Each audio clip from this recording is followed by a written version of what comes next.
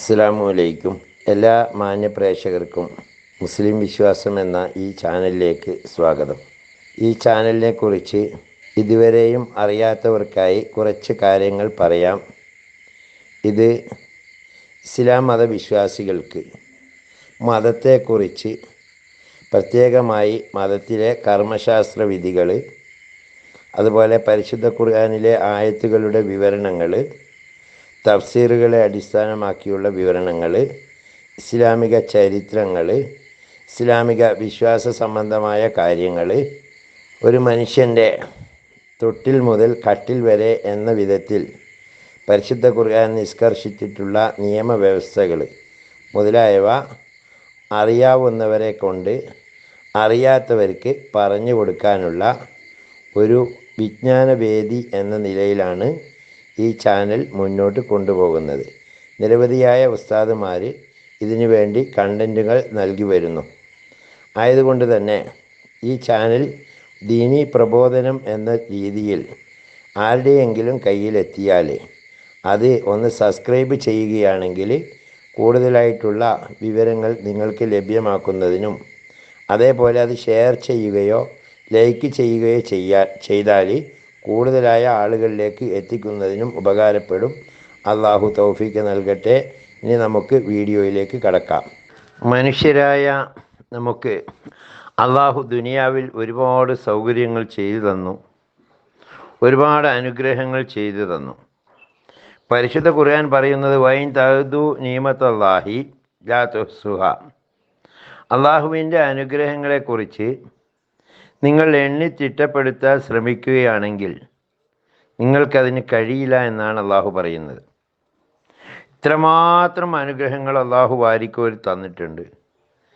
എന്നിട്ട് അള്ളാഹുവിൻ്റെ റസൂല് പറയുന്നു, രണ്ട് അനുഗ്രഹങ്ങൾ, നിഅമത്താനി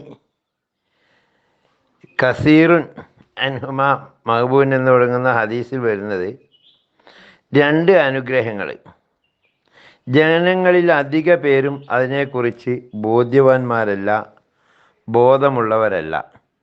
അത് അസിഹത്തു വൽ ഫറാ, ആരോഗ്യവും ഒഴിവ് സമയവുമാണ് ആ രണ്ട് അനുഗ്രഹങ്ങൾ. അതിനെക്കുറിച്ച് മനുഷ്യർ ബോധവാന്മാരല്ല എന്നാണ് അള്ളാഹുവിൻ്റെ പ്രവാചകർ നമ്മെ പഠിപ്പിക്കുന്നത്. എന്താണ് അങ്ങനെ പറയാനുള്ള കാരണം? നമുക്കറിയാം, ലോകത്ത് മനുഷ്യന് ഒരുപാട് അനുഗ്രഹങ്ങൾ അള്ളാഹു നൽകി എന്ന് പറഞ്ഞു. അതിലൊരുപാട് അനുഗ്രഹങ്ങൾ നമ്മൾ പണം കൊടുത്ത് വാങ്ങാറുണ്ട്. നമ്മൾ പണം കൊടുക്കാതെ നമുക്ക് കിട്ടുന്ന അനുഗ്രഹങ്ങൾ എന്തൊക്കെയാണെന്ന് ചോദിച്ചു കഴിഞ്ഞാൽ, നമുക്ക് ജീവിക്കാനുള്ള ശ്വാസം അതിനാർക്കും പൈസ കൊടുക്കണ്ട. അതുപോലെ കുടിക്കാനുള്ള വെള്ളം ഇപ്പം നമ്മൾ ബോട്ടിൽ പൈസ കൊടുത്തിട്ട് വാങ്ങുന്നു. അതുപോലെ ഭക്ഷണം, ചികിത്സ തുടങ്ങിയവയ്ക്ക് നമ്മൾ പൈസ കൊടുത്തിട്ടും വാങ്ങാറുണ്ട്, പണം ചിലവാക്കാതെയും വാങ്ങാറുണ്ട്. ഇങ്ങനെയുള്ള അനന്തകോടി അനുഗ്രഹങ്ങളിലെ ഈ ഒഴിവ് സമയം എന്നത് എന്താണ് ഇത്ര ഇമ്പോർട്ടൻ്റായി വരുന്നത് എന്നതിനെക്കുറിച്ച് ഈ വീഡിയോയിൽ എനിക്ക് പറയാനുള്ളത്.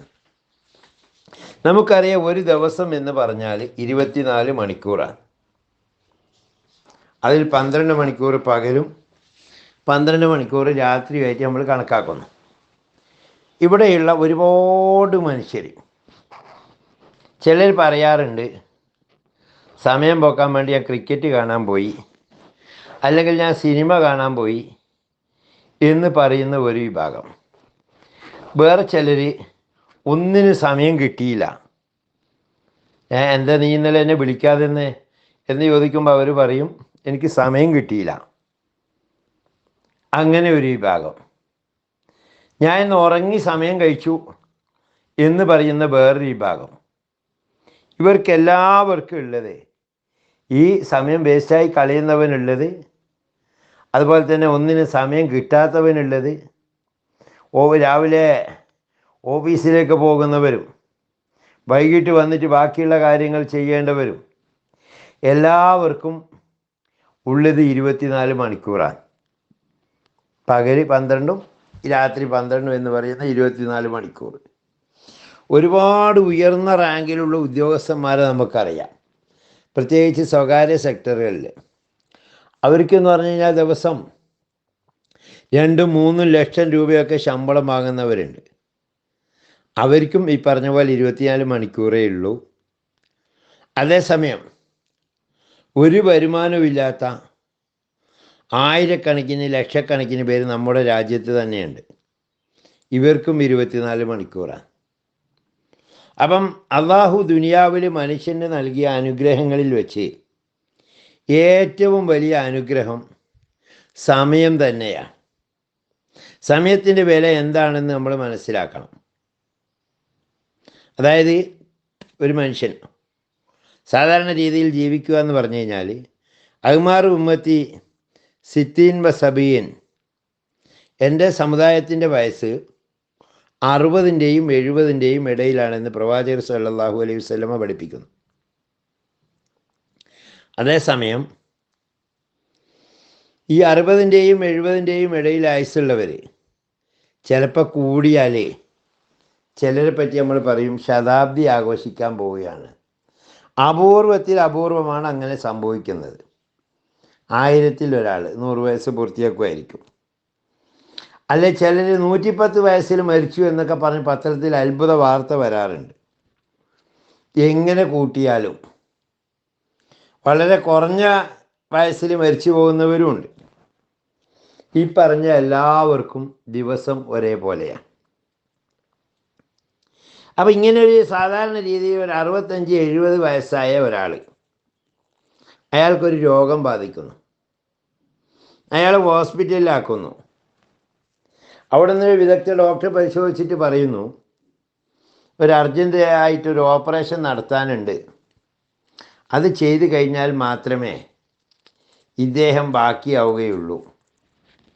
മിനിമം ഒരു 10-25 ലക്ഷം രൂപ ചിലവ് വരുമെന്ന് പറഞ്ഞാൽ അയാളുടെ ബന്ധുക്കൾ ആ പൈസ ഇല്ലെങ്കിൽ എവിടുന്നെങ്കിലും ലോണോ കടോ കിട്ടാവുന്നിടത്തുനിന്ന് എങ്ങനെയെങ്കിലും സംഘടിപ്പിച്ച് കൊണ്ടുപോയി ഈ പറയപ്പെട്ട ഓപ്പറേഷൻ നടത്താൻ തയ്യാറാവുന്നു. എന്തിനു വേണ്ടിയാണ്? അയാളുടെ അന്നേ ദിവസം മുതൽ 70 വയസ്സ് കഴിഞ്ഞിട്ടുണ്ട്, എപ്പോഴാണ് മരിക്കുക എന്നൊന്നും അറിയില്ല. എന്നാലും ബാക്കിയുള്ള സമയത്ത് കൂടി അയാളെ നിലനിർത്തണമെന്ന്, അല്ലെങ്കിൽ അയാൾ ആരോഗ്യം പ്രാപിക്കണമെന്ന് അയാളുടെ ബന്ധുക്കാരും സ്വന്തക്കാരും മക്കളും പ്രിയപ്പെട്ടവരും ആഗ്രഹിക്കുന്നത് നമുക്കറിയാം. ഓരോ മനുഷ്യനും മരണസമയത്ത് അവൻ പറയുന്നത് റബ്ബി ലൗല അഖർതനി ഇലാ അജലിൻ കരീബ് വ അസ്വദ്ദക വഅകും മിന സ്വാലിഹീൻ, എൻ്റെ രക്ഷിതാവേ എന്നെ അല്പസമയം കൂടി ഒന്ന് പിന്തിച്ച് തരണം. അങ്ങനെ പിന്തിച്ച് തന്നാൽ ഞാൻ ധർമ്മം ചെയ്യും, ഞാൻ നല്ല മനുഷ്യരിൽ ഉൾപ്പെട്ടുകൊള്ളും എന്ന് ഓരോ മനുഷ്യനും പ്രാർത്ഥിക്കും. എത്ര മരണസമയത്ത്. എന്താ അതുവരെയുള്ള സമയം? നമ്മൾ ഓരോരുത്തരും നമ്മുടെ സമയം എങ്ങനെയാണ് ചെലവഴിക്കുന്നത് എന്ന് നാം ഓരോരുത്തരും ചിന്തിക്കണം. അധികം ആളുകളും രാവിലെ എഴുന്നേൽക്കുന്നത് പോലും 10 മണി 9 മണി ആ സമയത്ത്. ഇപ്പോൾ സ്വഭയസ്കാരമില്ല, അയാളുടെ വലിയൊരു ഭാഗം ടൈം നഷ്ടപ്പെട്ടു. ശരിക്കും 5 മണിക്ക് എഴുന്നേൽക്കുകയാണെങ്കിൽ അയാൾക്ക് സ്വഭയസ്കാരം 4:30 എഴുന്നേൽക്കുകയാണെങ്കിൽ അയാൾക്ക് സ്വഭയസ്കാരം മുതൽ ഒരുപാട് സമയം അയാൾക്ക് കിട്ടുന്നു ഈ 9 മണി വരെയുള്ള സമയത്തിൽ. അങ്ങനെ അതിന് ശേഷം ഇയാൾ പിന്നെ ബാക്കിയുള്ള പ്രാഥമിക കർത്തവ്യങ്ങൾ ഇതൊക്കെ ചെയ്തു തീർക്കുമ്പോഴത്തേക്ക് ഏകദേശം ഉച്ചയോടടുക്കുന്നു. ഈ സമയം പോകുന്ന വഴിയാണ് പറഞ്ഞു തരുന്നത്. ഉച്ച കഴിഞ്ഞ് പിന്നെ അയാളുടേതായ കുറേ യൂട്യൂബ്, സോഷ്യൽ മീഡിയ, ഫേസ്ബുക്ക് പോലെയുള്ള കാര്യങ്ങളും കൊണ്ട് ചിലവഴിക്കുന്നു. അതേപോലെ അങ്ങനെ രാത്രിയാകുന്നു. രാത്രി വൈകും വരെ എന്തെങ്കിലും ക്രിക്കറ്റോ ഫുട്ബോളോ സിനിമയോ എന്തെങ്കിലും കാര്യങ്ങളിലും ഒഴുകുന്നു. അങ്ങനെ സമയം പാഴാക്കി കളയുന്നു. ഇങ്ങനെ പാഴാക്കുന്ന ആളുകൾ സമയത്തിൻ്റെ വില വല്ലാതെ മനസ്സിലാക്കേണ്ടിയിരിക്കുന്നു. കാരണം ഓരോ സമയവും നമ്മുടെ ജീവിതത്തിൽ വിലപ്പെട്ടതാണ്. അത് തിരിച്ചു വരാനില്ല. നമ്മുടെ കയ്യിൽ നിന്ന് കുറേ പണം പോയാൽ അത് മറ്റേതെങ്കിലും വഴിയിലൂടെ നമുക്ക് ഉണ്ടാക്കിയെടുക്കാൻ പറ്റും. മറ്റേതെങ്കിലും വഴിയിലൂടെ നഷ്ടപ്പെട്ടത് നമുക്ക് വീണ്ടെടുക്കാൻ പറ്റും. സമയം നമുക്ക് വീണ്ടെടുക്കാൻ പറ്റില്ല. ഇന്നത്തെ ഉച്ചയ്ക്ക് 12 മണിയല്ല നാളെ ഉച്ചയ്ക്ക് 12 മണി എന്ന് പറയുന്നത്. ഈ മാസത്തെ ഈ ദിവസത്തെ സമയം ഒരിക്കലും നമുക്ക് തിരിച്ചു കിട്ടാത്ത, നമ്മുടെ ജീവിതത്തിൽ നിന്ന് പാഴായി പോകുന്ന ഒരു അമൂല്യമായ നിധിയാണ്. ഇത് നമുക്കൊരിക്കലും വീണ്ടും കിട്ടുന്നില്ല. സാധാരണ എല്ലാവരും പറയാറുണ്ട്, ജലം അമൂല്യമാണ്, അത് പാഴാക്കരുത്. ജലം സമയം പോലെ പാഴാകുന്നതല്ല. ഒരാളൊരു പൈപ്പ് തുറന്നിരുന്നു, വെള്ളം കുറേ പോയി, എന്നാൽ അത് അവിടെയുള്ള മണ്ണിലാണ് ആ വെള്ളം വീഴുന്നത്. അത് കുറേ വെള്ളമൊക്കെ അവിടെ മണ്ണിലേക്ക് താഴും, ബാക്കിയുള്ള കുഴിപ്രദേശത്ത് പോയിട്ട് അവിടെ ചേരും. പക്ഷേ നമ്മുടെ നഷ്ടപ്പെട്ടു പോകുന്ന സമയം ഒരാൾക്കും തിരിച്ചു തരാൻ കഴിയില്ല. അതുകൊണ്ടാണ് ഒരുപാട് കവികൾ നഷ്ടപ്പെട്ട തൻ്റെ കുട്ടിക്കാലത്തെയും തൻ്റെ യൗവനത്തെയും തൻ്റെ